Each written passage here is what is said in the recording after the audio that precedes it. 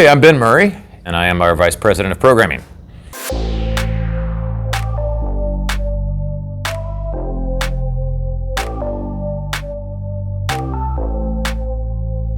So I think the thing that engages me in this work the most, I grew up being a person who straddled a lot of different areas. Like I played sports growing up, but I also did a lot of choir and theater. So all of these things that are like really stereotypically masculine and stereotypically feminine. So very quickly I learned to kind of navigate the rules of each of those worlds, but I also later learned to articulate the rules and also be able to reach people in all kinds of capacities and interests and in their various like stereotypical boxes.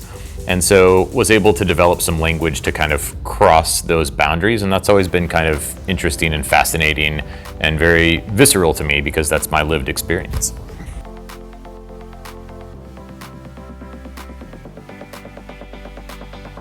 I think my hope is that we can kind of help each other create some empathy and see from each other's point of view.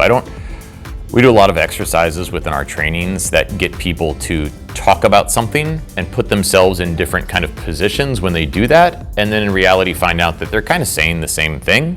It's just based on the prompt, they put themselves in a different place. And I think we do that a lot of times. I think we put ourselves in different boxes and different ideas, when in reality we have a lot more agreement than we think.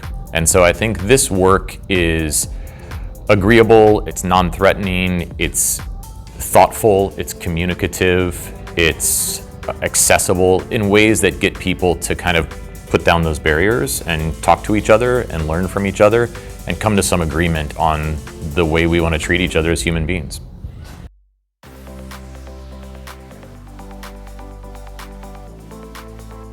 So I got two, and they contradict, but one of them is that you are enough.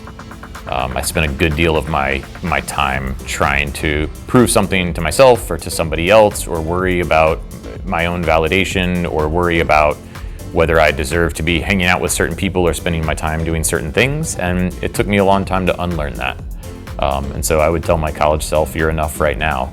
But ironically, the other thing I would tell them is do the work.